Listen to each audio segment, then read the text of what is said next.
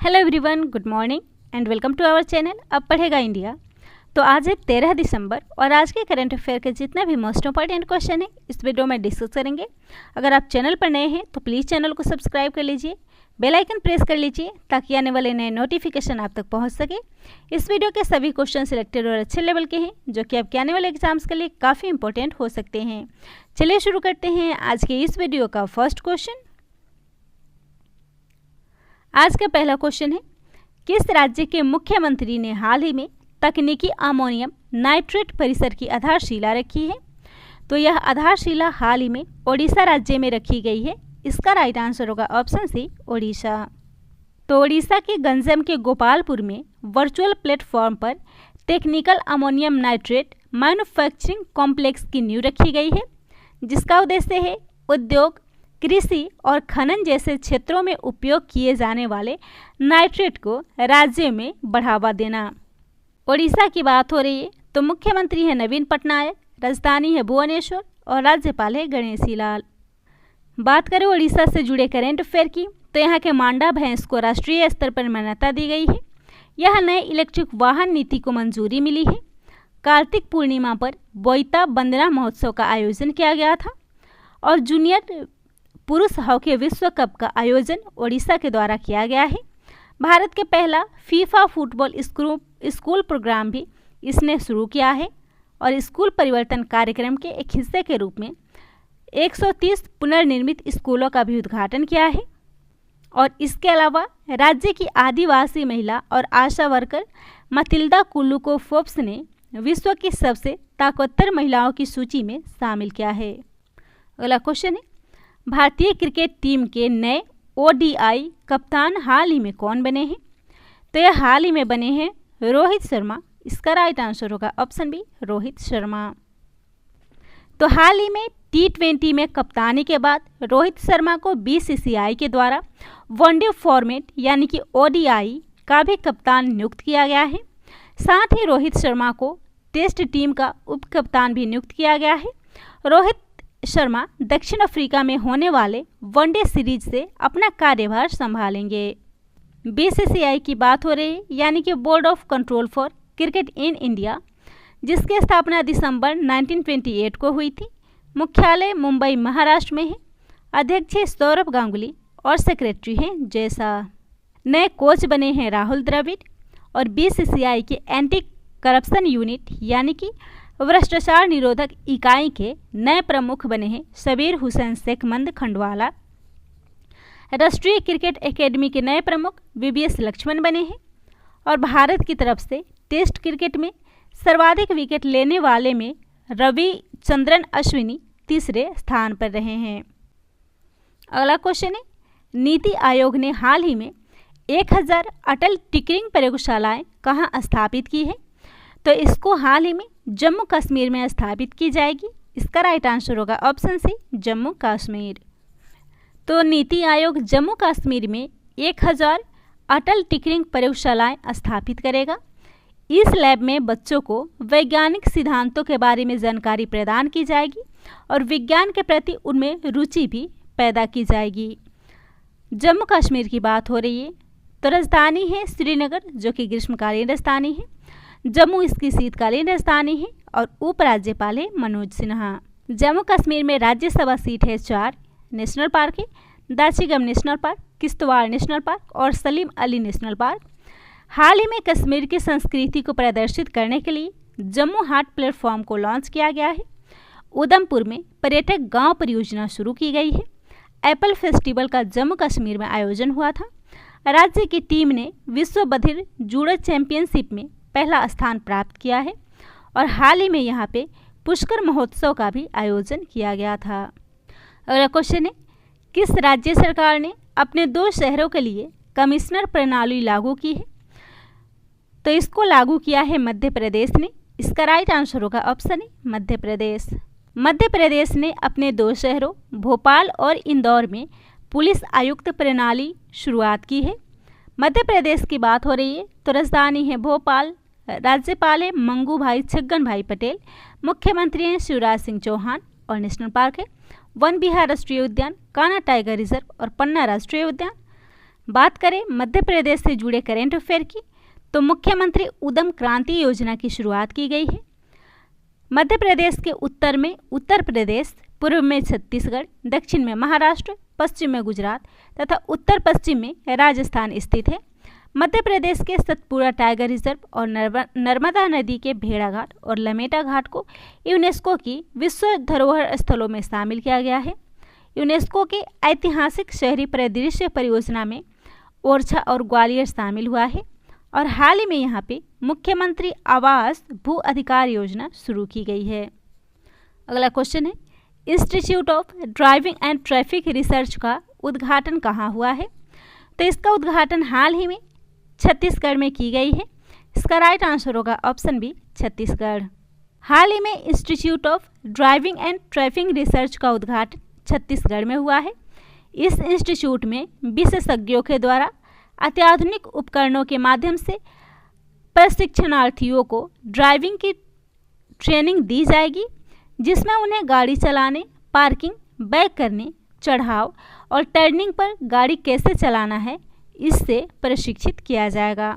छत्तीसगढ़ की बात हो रही है तो राजधानी है रायपुर, राज्यपाल है अनुसुईया उइके और मुख्यमंत्री हैं भूपेश बघेल।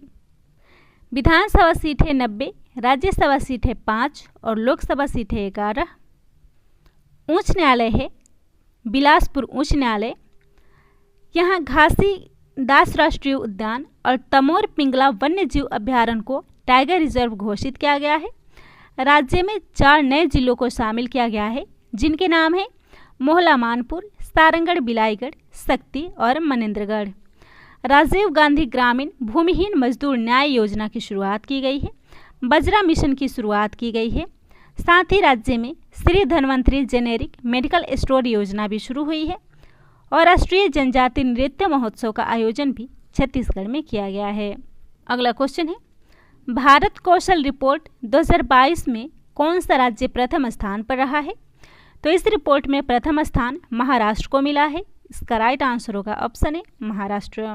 वी बॉक्स के द्वारा जारी इंडिया स्किल्स रिपोर्ट 2022 के 9वें संस्करण में उन राज्यों की सूची में महाराष्ट्र शीर्ष स्थान प्राप्त किया है, जहां रोजगार योग्य प्रतिभाओं के उच्चतम सर्वेक्षण है।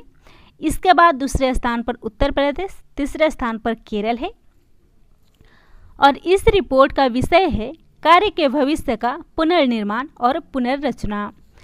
महाराष्ट्र, कर्नाटक और तमिलनाडु 3 ऐसे राज्य हैं जहां नौकरी की मांग अत्यधिक है। पुणे सबसे अधिक रोजगार योग्य संसाधनों वाला शहर है, जिसमें 78% परीक्षार्थियों ने 60% से अधिक अंक प्राप्त किए हैं।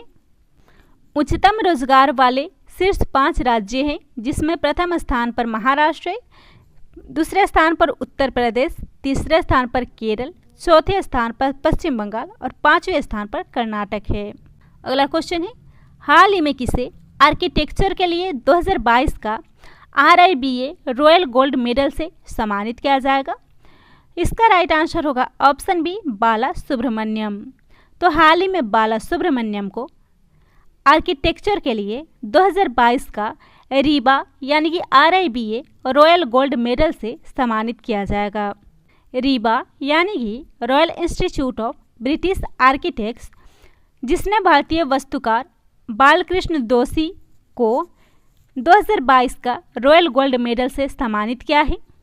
इस क्वेश्चन में बात हो रही है पुरस्कारों की, तो हाल ही में IIT कानपुर के वैज्ञानिक रूपेश गोयल ने यंग जियो स्पेशली साइंटिस्ट पुरस्कार जीता है।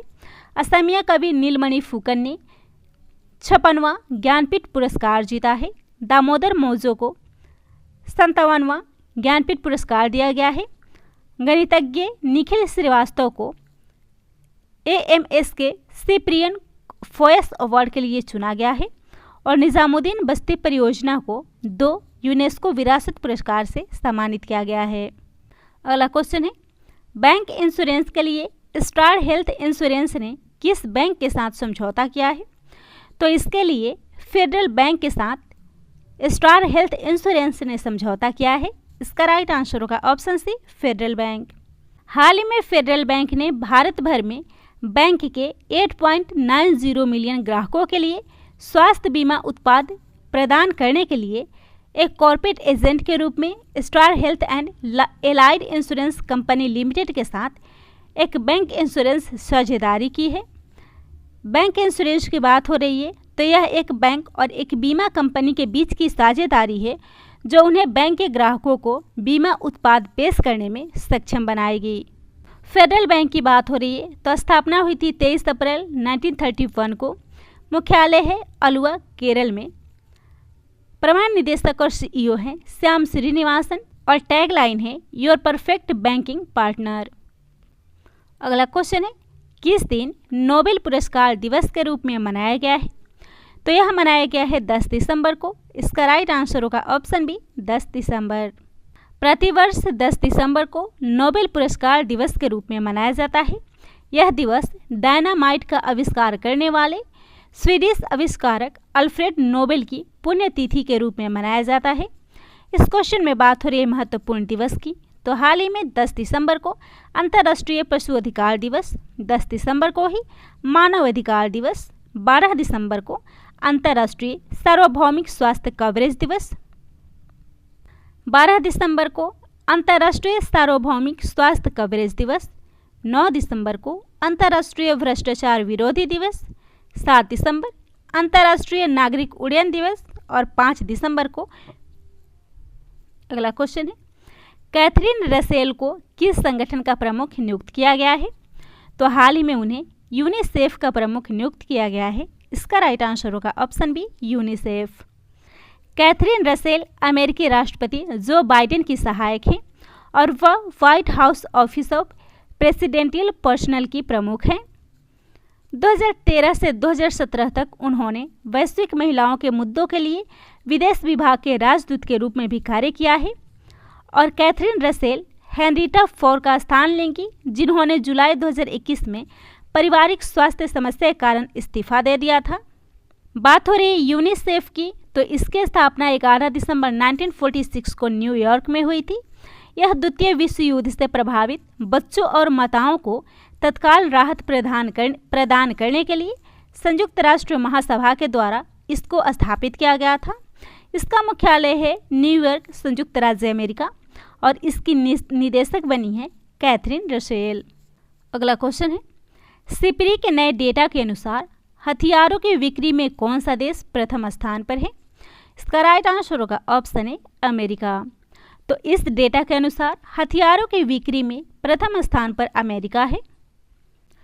सिपरी के अनुसार हथियारों की बिक्री में शीर्ष 100 में से शामिल कंपनियों की संख्या सबसे अधिक अमेरिका में है। 41 अमेरिकी कंपनियों की हथियारों की बिक्री 285 अरब डॉलर थी। 2019 की तुलना में इसमें 1.9% की वृद्धि हुई है। अमेरिका के बाद चीनी फर्म दूसरे स्थान पर है। रूस में हथियारों की बिक्री लगातार तीसरे साल घटी है। शीर्ष 100 में से 9 रूसी कंपनियों की संयुक्त बिक्री 2019 में 28.2 बिलियन डॉलर की तुलना में 2020 में घटकर 26.4 बिलियन डॉलर रह गई है। अगला क्वेश्चन है हाल ही में किस आईआईटी संस्थान के वैज्ञानिकों ने यंग जियो स्पेशल साइंटिस्ट पुरस्कार जीता है? इस पुरस्कार को जीता है आईआईटी कानपुर के वैज्ञानिकों ने। इसका राइट आंसर होगा ऑप्शन बी आईआईटी कानपुर। इस क्वेश्चन में बात हो रही है आईआईटी संस्थानों की। तो हाल ही में आईआईटी गुवाहाटी ने सेंटर फॉर नैनो टेक्नोलॉजी का शुभारंभ किया है। आईआईटी मद्रास के शोधकर्ताओं ने सेप्टिक टैंक की सफाई के लिए होमोसेप नामक एक रोबोट को विकसित किया है।